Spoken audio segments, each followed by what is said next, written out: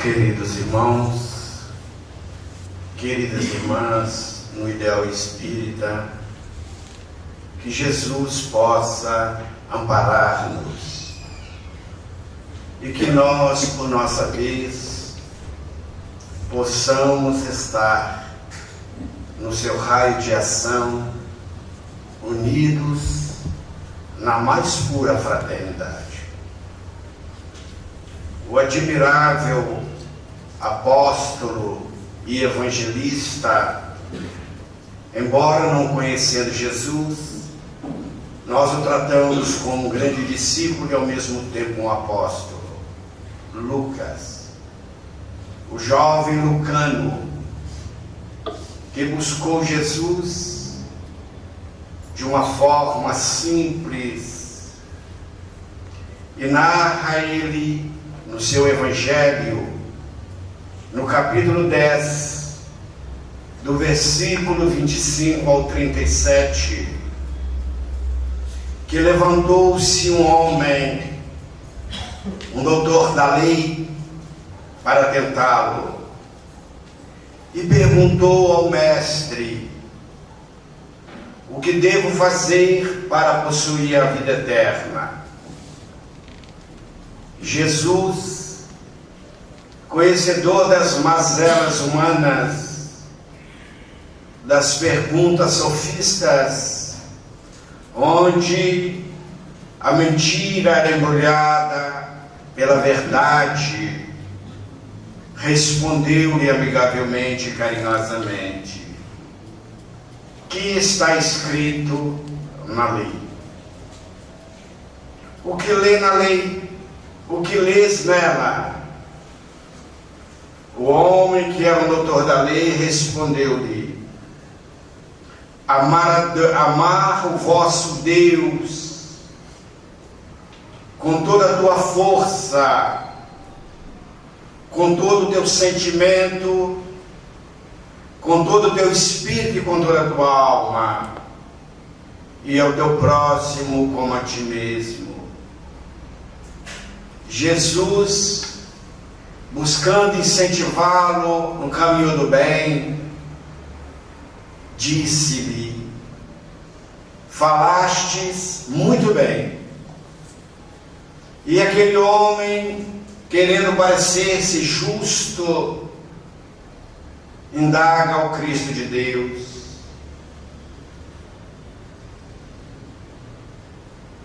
quem é o meu próximo? Quem é o meu próximo? Porque se amar a Deus com todo o teu sentimento, com todo o teu espírito, com toda a tua alma, com toda a tua força, e o próximo como a ti mesmo. E ele, querendo fazer-se de justo, indaga Jesus: e quem é meu próximo? Jesus então narra uma belíssima parábola, conhecida de todos nós, explicada por inúmeros excelentes oradores, expositores, que um homem descia de Jerusalém até Jericó, e este homem caiu na mão dos malfeitores, dos ladrões, que o despojaram, ferindo, deixando nu e semi-morto à margem da estrada. E por ali passava também um sacerdote, que, conhecendo aquele homem, vendo, esquivou-se e seguiu. E também por ali passava um levita, que, repetindo o mesmo hábito, a mesma postura do sacerdote, passou-se. Mas ali passava também, descia um viajante a trabalho, e ao ver aquele homem à margem da estrada, semi-morto, ferido, despojado de todos os seus bens, tomou-se de compaixão por ele, desceu do seu cavalo, limpou a tua ferida com azeite e com vinho, colocou na sua montaria e o levou para uma hospedaria e passou a noite cuidando dele. No dia seguinte ele chama o dono da hospedagem e lhe disse: toma os 2 denários, o preço que é a hospedagem, e quando eu voltar repagarei tudo o que for a mais gasto com este homem. E Jesus olha para aquele doutor da lei e disse: vá e faça o mesmo. Diante dessa postura de Lucas, quem era aquele homem que Jesus não deu nome? A palavra homem aí significa humanidade. Não é o sexo masculino ou feminino, mas a humanidade que é chamado homem, que descia da cidade de Jerusalém, onde estava edificado o templo de Salomão, para Jericó, uma cidade do comércio, onde havia belíssimas casas, palácios, fonte de águas consideradas curativas. Até mesmo Herodes investira muito naquela cidade. Então ele descia, aquele homem. Isso significa que ele saía do templo. Isso significa que ele saía da vibração superior para as vibrações mais inferiores, sintonizando com os ladrões que o roubaram a paz. Ladrões estes chamados pessimismo, o medo, a delinquência, a drogadição, o alcoolismo e tantos outros ladrões que roubam a paz da humanidade. Ele descia. É o que acontece com muitos de nós, que às vezes descemos o pensamento, o campo vibracional, desvinculamos de Deus para vincular com a matéria, que significa Jericó, e seremos assaltados pelo orgulho, pelo egoísmo, pela vaidade. E também podemos analisar essa descida, como Allan Kardec no Livro dos Médiuns, no capítulo 23, que ele fala das obsessões. E disse-nos o venerando espírito Dr. Bezerra de Menezes, que na atualidade a humanidade terrestre ou terrena, a nossa humanidade, sofre a mesma obsessão coletiva que recebera Roma, ou que sofrera Roma na época de Jesus. E Allan Kardec começa o estudo com a obsessão simples. Entretanto, não há obsessão simples. Ele apenas mostra para nós os estágios de envolvimento de queda psicoemocional e mental. A obsessão simples é aquela que nos visita a quase todo momento, são os pensamentos pessimistas. É quando nós começamos a ter aqueles pensamentos de raiva, de tristeza, de não aceitar as coisas como elas são. é uma obsessão simples, que nós vamos e voltamos. Por isso que Jesus, como terapeuta divino, médico das almas, como ele se colocou, ele disse-nos: vigiai e orai, para que não caiam em tentação. E às vezes nós somos visitados por esses pensamentos e começamos a falar da vida alheia, a criticar, a condenar, a ver defeitos. É uma obsessão simples. Quando nós somos tomados pelo anseio de não querer mais seguir Jesus, quando o desânimo nos domina e a gente pensa que não vale a pena ser cristão, ser honesto, ser um homem de bem, porque a humanidade apresenta um quadro social, com as exceções cabíveis, de corrupção, de violência, de preconceito, de desigualdade social. São esses quadros que os espíritos menos esclarecidos começam a tecer a teia das obsessões, nos inspirando a cada vez mais para alimentar com as suas ideias esdrúxulas. E à medida em que nós vamos aceitando essas ideias, eles passam para o segundo estágio, que é aquele ladrão que nos fere e nos roubam a paz, a fascinação. É aquele estágio quando nós não conseguimos separar a verdade da mentira, o joio do trigo, como disse o Mestre Jesus. Acreditamos que a única verdade é a nossa. E começamos a ver defeito em tudo e em todos. Começamos a ficar radicais, a atacar, a perseguir verbalmente, pela mídia, pelas redes sociais, naquele estado deprimente. É a fascinação.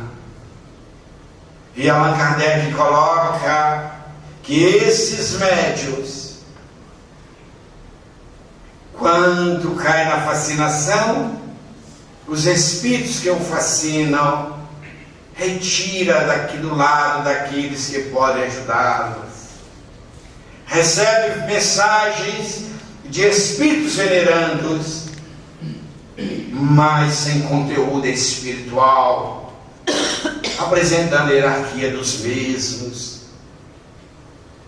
E às vezes não como médios, psicógrafos, audientes, videntes ou psicofônicos diretamente, começamos a fascinar por uma ideia. Começamos a criticar todos aqueles que não aceitam a nossa crença, o nosso partido político, a nossa ideologia, e começamos a atacar sem bom senso. E a outra descida para Jericó é a subjugação espiritual, como mais tarde Allan Kardec coloca como a possessão, para a gente entender, não que o espírito substitua o outro, mas ele toma posse da mente do encarnado e o subjuga físico e espiritualmente falando. É o que nós vamos ver. Estando eu certa feita na cidade do Rio de Janeiro a trabalho, fiquei muito impressionado com essa passagem logo no início do meu contato com a doutrina espírita, e passando pela a calçada de Copacabana, que eu tinha que trabalhar por aqueles lados, e de repente eu vi um homem andando como se fosse um cão. Eu fiquei muito impressionado e perguntei ao amigo espiritual: ele entraria no quadro da subjugação. Ele abriu minha visão psíquica e eu vi aquele homem como se fosse um cachorro segurado pelo desencarnado, numa subjugação profunda. Kardec coloca para nós pessoas escrevendo nas paredes como se estivesse psicografando, e Jesus deparou muito com eles. Quando eles chegaram em Gadara ou Gerasa, aquele jovem que ficava naquele cemitério abandonado, e quando Jesus pergunta ao Espírito: qual é o teu nome? Ele responde: Legião, porque somos muitos. O que tem tu contra nós, Jesus de Nazaré? Ele conhecia Jesus. E Jesus ordena que ele afaste daquele jovem.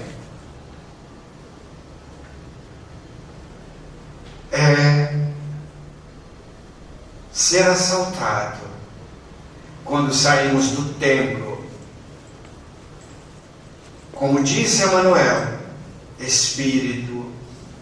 O espírito, o corpo, é o templo da alma, e a alma é o templo de Deus. Quando nós saímos desse templo divino e apaixonamos-nos com a materialidade, a busca de prazeres imediatos, fugindo das aflições, descemos para Jericó. E nessa estrada da vida vamos ser assaltados, despojados, perdendo a paz, a alegria de viver. Peço licença para narrar um caso ocorrido há 2 semanas. Chegaram uma jovem senhora para o atendimento em nossa modesta agremiação espiritista. E quando ela adentrou, ela disse-nos: eu conheço muito bem o espiritismo, conheço o Chico, e falava-nos de inúmeras partes da doutrina espiritista, dos conteúdos espíritas. E quando ela adentrou, um dos amigos espirituais que ajuda nos trabalhos, ele me disse: eu quero conversar com ela diretamente pela sua psicofonia. Eu falei: Senhor, fica à vontade, o trabalho que manda é o Senhor, mas eu vou deixar-te ao meu lado para você ter um aprendizado muito nobre. Vou perguntar a essa pobre senhora que precisa de muito amor o que ela precisa, e guarde na acústica da sua alma, meu filho. E quando ele perguntou, ela disse: eu estou com raiva de Deus. Ele perguntou-lhe por quê? Porque Deus não respeitou o meu livre-arbítrio. Eu não quero viver. Suicidar eu sei que é um crime, mas eu gostaria que Deus me desintegrasse, que Ele me desconstruísse, porque eu não quero viver mais. E o amigo espiritual falou para ela: impossível, porque você tem o DNA divino, você foi feita para o amor. E à medida que ela falava, que ele falava, ela tomava-se de cólera. Mas eu não pedi Deus, Deus foi ingrato para comigo. É aquele que caiu depois de sair do templo, da ligação psíquica com Deus. E nós psicografamos uma obra, Quando a Alma Adoece, com o espírito do Dr. Dias da Cruz, que ele fala: o homem, quando ele desliga ou deslinda do psiquismo divino, ele desnutre. E começa a ter fome de amor. Porque ele fica desnutrido da energia sublime do amor divino que mantém todo o universo e toda a criação.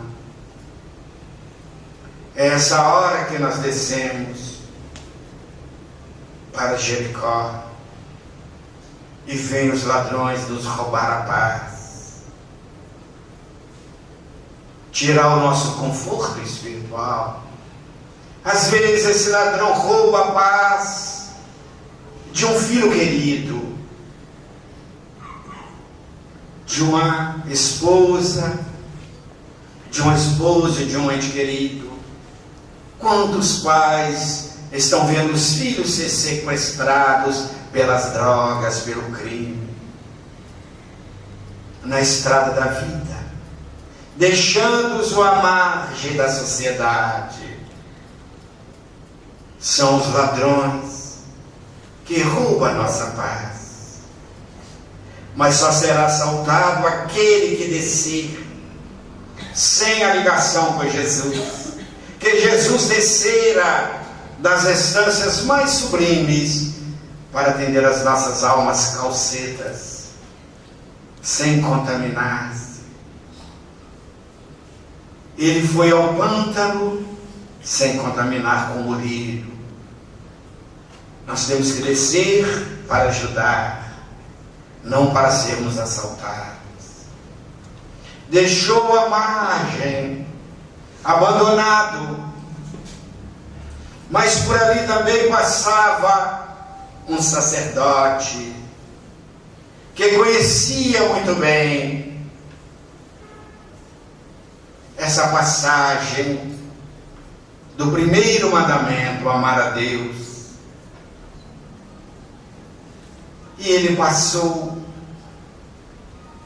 sem importar, conhecendo as Escrituras Sagradas, como é chamado o Evangelho, as Escrituras mosaicas principalmente, até os dias atuais.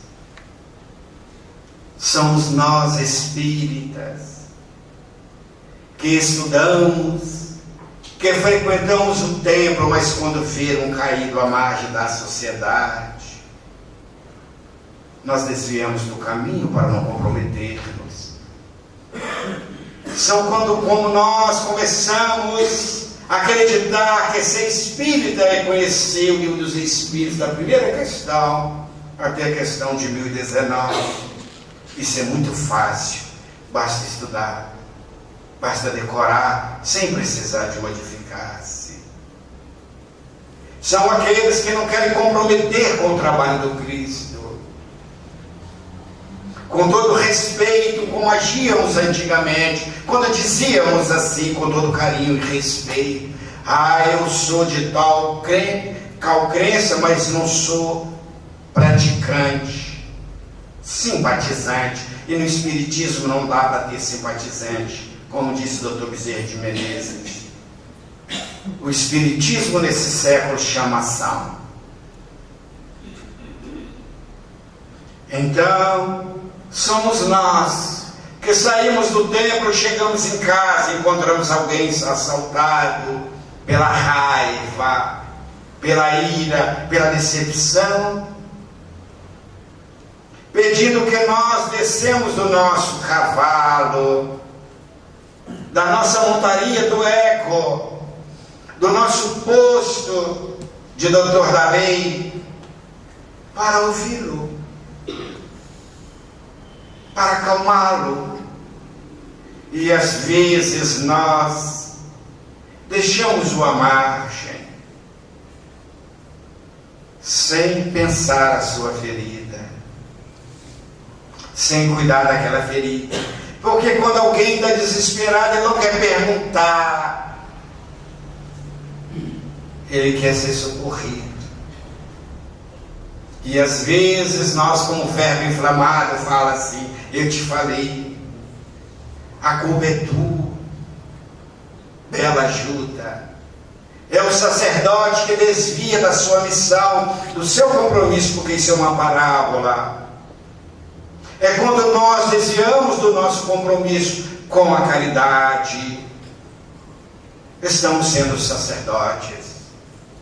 Quando não somos tomados pela compaixão pelo nosso próximo, e conhecendo a doutrina espírita, conhecendo o Evangelho, mesmo em outras religiões, nós somos aquele sacerdote que vai ao templo, mas não vai ao Filho do Calvário. E Joana de Angelis, numa obra sublime, Seja Feliz ainda hoje, ela coloca que estes são os invisíveis, que a sociedade não vê debaixo das marquises, nas ruas. São os invisíveis que foram roubados na coragem, no ânimo, e se entrega como transeunte para fugir dos conflitos. Então, por ali também passou Levita, um homem que conhecia as leis, o decálogo, que pregava no templo de Salomão, mas preocupado com o culto externo, ele não praticou a caridade. Às vezes somos nós. Estou com pressa, que eu tenho para a reunião mediúnica que vê um filho do Calvário. Estou com pressa, que eu tenho que aplicar um estudo. Eu tenho que ir para o templo de pedra e não para o templo divino. Tudo isso é importante, porque aqui nós aprendemos como fazer. Eu brinco muito com meus amigos, com frases. Eu disse assim: nas entradas da casa espírita, na entrada, tem um chuveirinho de energias divinas, que nós adentramos ali e nós mudamos. Falamos mansinho, meu irmãozinho daqui, irmãozinho dali, queridinho daqui. Se chegar alguém agitado aqui, nós vamos falar: calma, é um irmãozinho sofrido. Mas quando sai lá fora, chega em casa, o irmão não é sofrido mais. Esquecemos, como fariseus, como doutor da lei, como o levita e o sacerdote. São essas nossas posturas de indiferença quando nós esquecemos. Porque o Evangelho de Jesus Cristo, ele começa aqui, mas ele tem que vir para aqui para vir para as mãos. Por isso que Kardec coloca: fora da caridade não há salvação, não há outro caminho. E na questão de número 886, Kardec indaga um nobre espírito: qual o verdadeiro sentido da palavra caridade, como bem compreendia Jesus? Benevolência para com os outros, indulgência com as imperfeições alheias e perdão das ofensas. E às vezes nós descemos para Jericó e não percebemos um caído na estrada. Mas disse Jesus que ali descia um viajante. Por que é que Jesus coloca o samaritano? Porque para os judeus, para o doutor da lei, eles eram considerados como hereges, como separatistas, porque eles haviam separados do judaísmo. Eles não frequentavam as festas judaicas. Eles construíram um templo na Samaria,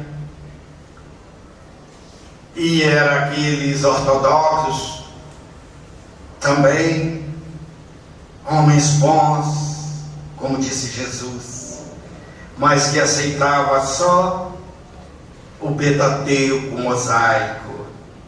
Eles não aceitavam os outros livros, por isso que deu a divisão e foram perseguidos em guerras, a sua cidade invadida, seu templo destruído. E Jesus mostrou para um judeu, um samaritano. E Jesus pergunta: No final da parábola, aquele doutor da lei, e quem foi o próximo daquele que estava caído? Ele não pronunciou o nome. Ele disse, aquele que teve de compaixão para com ele. Ele não falou que era o samaritano. E Jesus quis mostrar aqueles frágeis, os sofridos, que fazem a caridade. Só quem tem experiência sabe a dor do outro. Lembro-me certa feita um excelente obstetra que fazia os partos das mulheres de nossa família. E no penúltimo filho, no terceiro filho, meu e de minha esposa, ele não fora muito feliz no atendimento, mas não sabia quem era ela. E ela gostava muito dele, como um excelente profissional. No terceiro ou quarto filho, ela falou, eu gostaria de fazer o parto com ele, mas eu estou com medo. Eu falei, agora a gente pode ir, porque hoje nós temos um plano de saúde, graças a Deus, e eu posso pagar a consulta particular pelo plano de saúde, é muito mais fácil, mas você vai ter que deixar eu conversar com ele, carinhosamente. Ela falou, olha o que você vai fazer. Eu falei, eu vou fazer uma coisa simples, guardar o Evangelho e pegar o Alcorão. E ela sorriu. Quando chegamos, falamos da capacidade dele, das virtudes, ele nos agradeceu. No final eu falei, o senhor como um homem do Evangelho, o senhor que é um pregador na igreja, eu gostaria de falar com o senhor. Eu sei que o senhor estava cansado, que é muito parto, não é fácil, mas no dia tal a minha esposa foi ganhar um filho e quase que ela ganhou na cama, naquela sala de tortura e de espera que as mulheres ficam lá, carinhosamente. Se não fosse enfermeira, ela teria dado a luz ali e correu risco de morte. Chegou um ponto que eles iam decidir ou ela ou meu filho. Mas o senhor é um bom profissional. Eu quero falar para o senhor que o senhor tem uma experiência acadêmica, mas o senhor não sabe o que é um parto. Ele olhou para mim e falou, você tem razão. Quem sabe que é uma dor do parto é uma mulher parteira mãe ou uma obstetra mãe. Ela sabe o que é a dor do parto. Nós homens só temos teorias que nós aprendemos nas faculdades, como o senhor médico, um excelente médico, fantástico médico, mas só não sabe o que é a dor de uma mulher ali naquela grita. Eu peço ao Senhor compaixão com todas as mulheres, principalmente as miseráveis, que não pode pagar. E eu percebi as lágrimas descendo. Ele falou, muito obrigado, muito obrigado. Eu falei para o senhor, porque o senhor é um homem do Evangelho. Naquela hora ele foi sacerdote. Ele passou e falou para ela que ela estava fazendo manha, que as mulheres no parto são escandalosas. E eu quase lhe falei, olha, o senhor está equivocado, mas enquanto eu estava lá de fora, os Espíritos me pediam para orar. Fala a hora, que é uma hora muito grave. Talvez seu filho desencarne, ou sua esposa, ou os dois. O senhor sabe que ainda correu risco de vida. E às vezes a enfermeira chegava e me perguntava, olhava para mim, eu falei, tudo bem? Ela falou, vai correr tudo bem. Eu vi que ela estava desesperada. Eu falei, vai dar tudo certo. Porque os espíritos estão lá, nós estamos lá cuidando da sua esposa. Fica muito tranquilo. Não era culpa dele, mas porque foi um parto normal. Eu não sei se é normal. De tanta dor. É natural. A senhora até balançou a cabeça, né? Jesus tem poder nesse parto, né? Carinhosamente, mas é necessário. É a lei da evolução. nos mundos de provas e expiação. E tem sua razão de ser. Mas hoje a misericórdia divina trouxe tanta instrumentalidade à ciência que hoje a cesárea tem salvado muitas mulheres, tem livrado de muitas dores. E então ele falou: muito obrigado, José. E no dia que ela foi ganhar, ele ficou tão feliz que ele escolheu uma sala especial para ela. Não fez o parto, que estava muito cheio. Quando eu cheguei, ele saía de uma sala VIP. Eu falei: ó, o Evangelho de Jesus não brinca não. Eu falei: mas por que ela ganhou? Que estava muito cheio e eu tinha que retribuí-la tranquilamente, porque ela tinha outro obstetra. Eu vim só para fazer o parto dela, como o Senhor combinou comigo. Então eu queria resgatar. Eu falei: o Senhor é um homem nobre, o Senhor é um homem de Deus. Mas ele não saberia se eu não tivesse a coragem. Eu poderia odiá-lo, maldizê-lo, e nunca comentei, nem o nome eu comento com ninguém. Eu estou dando um exemplo para nós vermos que somos às vezes sacerdotes. Em qualquer situação, não como um pregador do Evangelho. E descia aquele homem, que sabia o que era dor.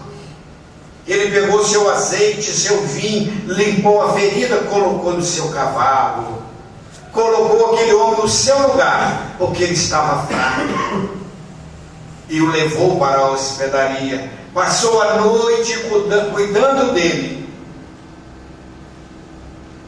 Isso é o verdadeiro atendimento fraterno na casa espírita.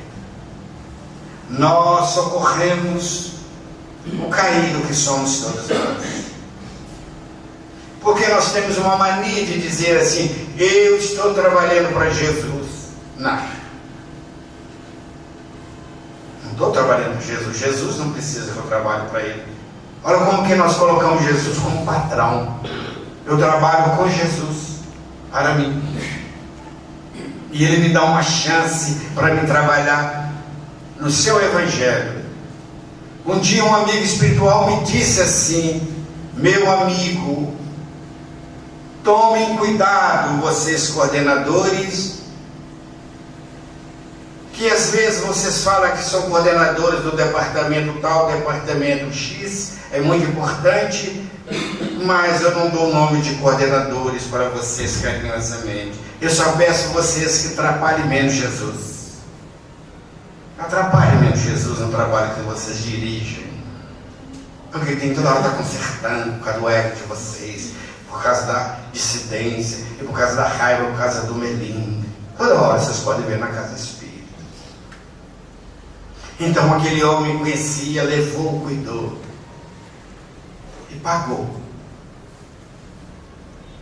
Até o dono da pensão, Jesus citou. Por quê? Porque às vezes profissionais no poder público, às vezes no poder privado, não atendem bem as pessoas.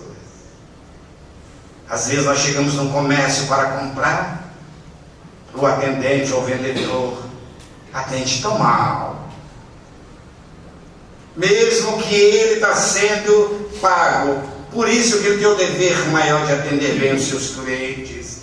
E aquele homem confiou, porque na parábola, o bom samaritano já era cliente daquele hotel, ou daquela república, ou daquela hospedaria, ou daquela pensão. Quando eu voltar, eu pago o resto. Quando eu voltei, ele voltava. Ele não deixou o homem abandonado. Ele ia voltar para cuidar, para dar continuidade com o trabalho da caridade. E ele atendeu carinhosamente, confiou naquele homem. Mas Jesus disse que tinha um cavalo. Quem que é esse cavalo? O homem desceu do seu cavalo, da sua montaria. No princípio, o homem só tem instinto. E onde começa a nossa jornada instintiva? No reino animal. Dentro da parábola, aquele princípio anímico, que ainda não era o espírito, já estava sendo evangelizado para fazer caridade. Como fazia Chico com seu cachorrinho Brinquinho, que adorava morder chinelos. Certo dia, Raul Teixeira nos conta que chegou em Uberaba na casa do Chico para fazer o culto. Chico falou, quando ele chegou, Chico estava fazendo o culto no lar com os cachorrinhos. E o Raul tirou o chinelo para ficar mais à vontade. Ele falou, cuidado com o Brinquinho, que ele é obsediado. Por isso que eu estou fazendo o culto com ele, porque quando ele fica já na questão espiritual, como ser humano, como homem, ele já está evangelizado, a sabedoria do Chico. Chico conversava com as rosas. Chico conversava com as suas células. Raul nos conta que certa feita, quando eles estavam saindo de Uberaba para ir para a casa espírita, Chico falou com o corpo: eu já te dei de comer, já te dei de beber, já te dei remédio, agora eu tenho que ir, se você não quiser eu te deixo aqui e vou. Raul brincou assim, meu Deus, eu vou ficar com o Chico, não é possível. Dando ordem às células, nós temos que trabalhar. E foi.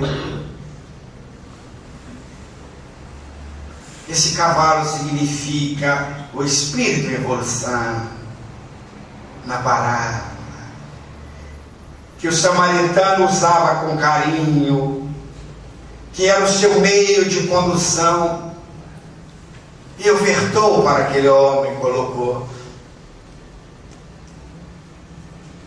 E o cavalo poderia estranhar, que quem já morou na roça ou mora sabe que os cavalos estranham, pessoas estranham às vezes na sua cela, né?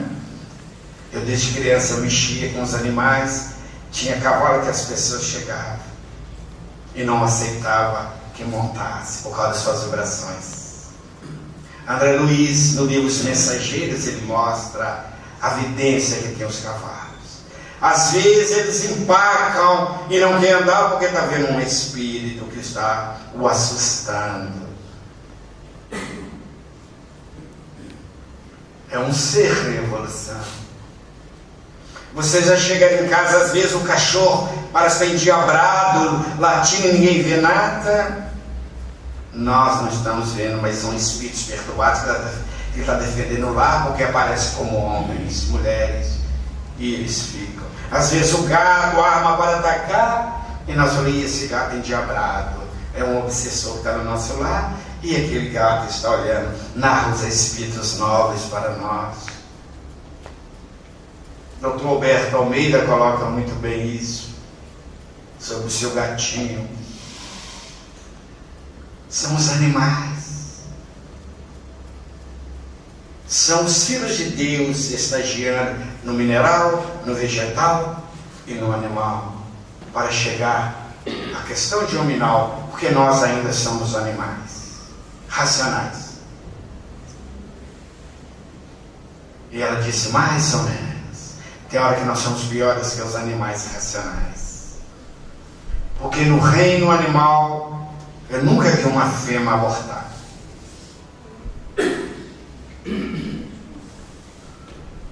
Nunca vi uma fêmea abortar. E no reino nominal está sendo discutido o aborto, a pena de morte, a violência. Então, meus queridos irmãos, quem somos nós nesta parábola? Um pouquinho de cada. Só não somos mais um cavalo, porque nós já temos inteligência, mas às vezes dão um coice pior do que um cavalo, não com as patas, mas com a língua. Você já viu as pessoas falando, não, que coisa você me deu? Tem pessoas que falam, hoje eu troquei a ferradura, sangue de Jesus tem poder. Como disse uma amiga minha evangélica, tudo que eu falo com ela, sangue de Jesus tem poder, eu falei, tem mesmo. Ele lavou até os nossos pecados, né? Agora nós estamos vendo, ela dá risada. Às vezes nós somos pior do que um cavalo, um potro selvagem, que trata as pessoas com violência. São aqueles que foram assaltados na paciência, na benevolência, na indulgência, pelo ladrão da violência, que fere as pessoas em sua convivência. Então o samaritano era um homem que tinha experiência. Então Jesus disse para aquele doutor da lei, que queria parecer justo: vai e faça o mesmo, e terás a vida eterna. Então nós temos que prestar muita atenção na nossa postura. Lembro-me quando a querida Maria Coutinho nos falou dos transeuntes que chegavam. Falou: José, interessante. Eu falei para ela: Dr. Bezerra de Menezes me fala que são os filhos dele, os filhos do Calvário que ele traz para cá, porque ele sabe que aqui vai ser a hospedaria do bom samaritano. Vão dar de comer, vão dar de beber, vão aplicar o Evangelho e vão conversar com eles.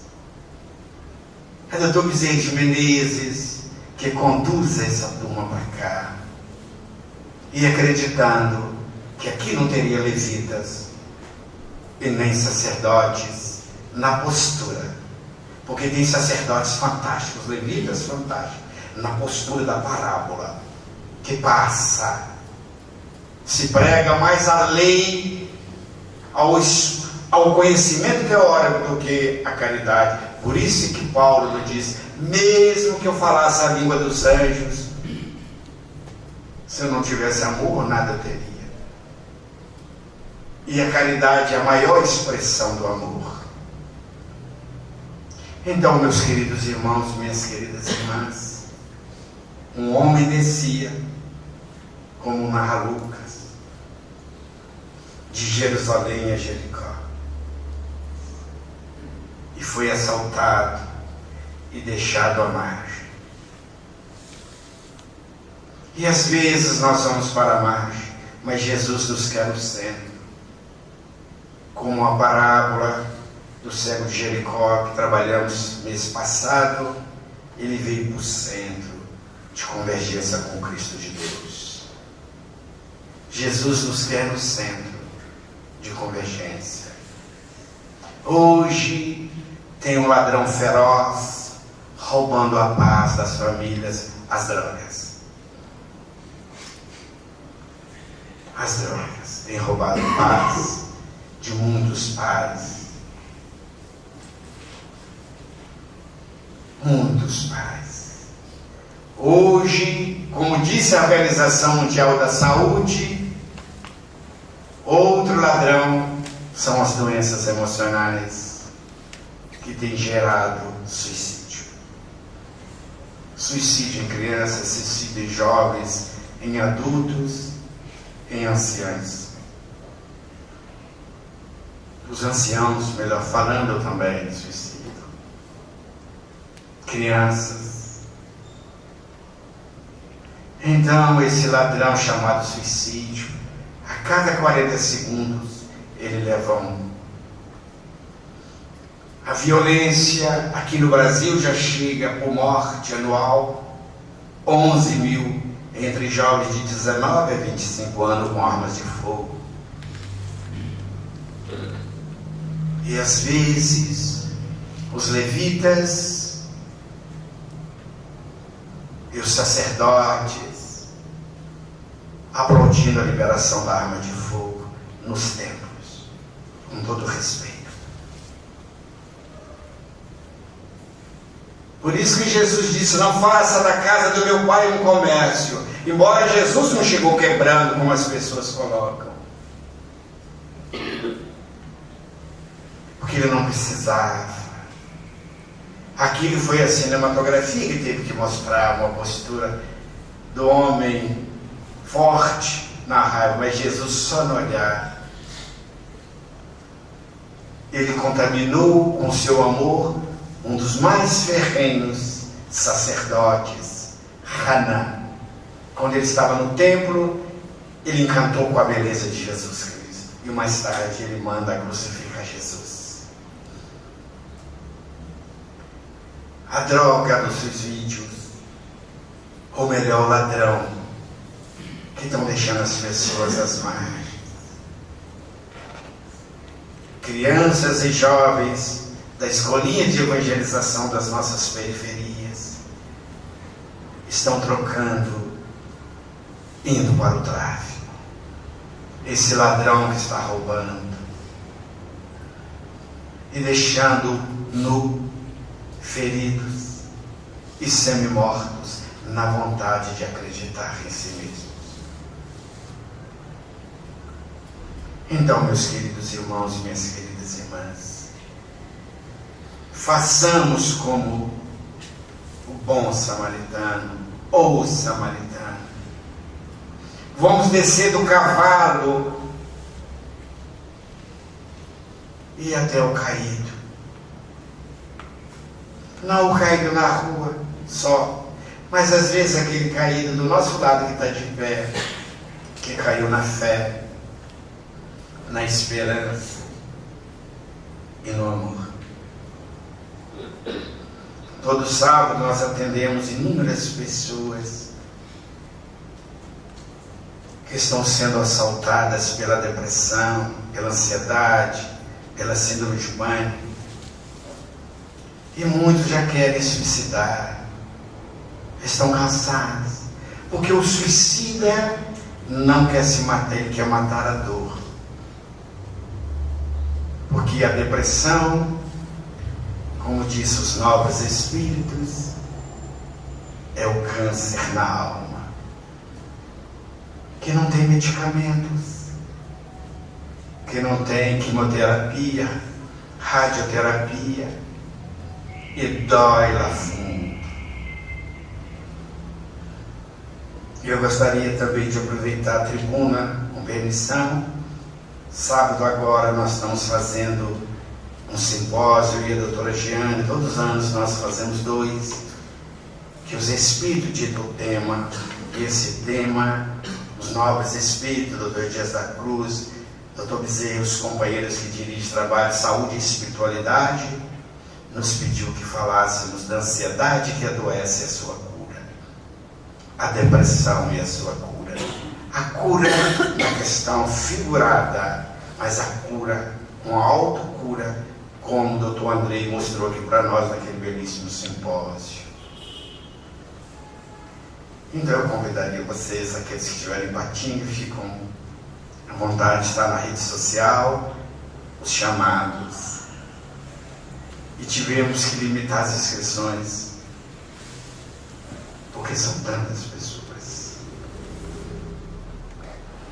E a doutrina espírita é o samaritano para nós caídos. A doutrina espírita que está nos levantando quando tombamos nas estradas da vida. O Evangelho de Jesus está sendo aquele azeite e aquele vinho a cicatrizar as feridas de nossa alma, seja dessa vida ou de vidas transatas. Os guias espirituais, como disse o Espírito Humberto de Campos,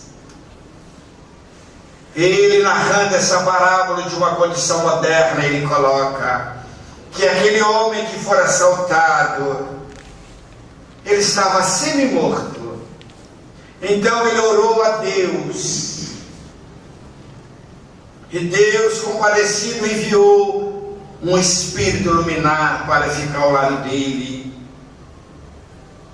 E quando passou o sacerdote, aquele espírito buscou inspirá-lo para cuidar. Ele recebeu a inspiração e viu, mas não aceitou.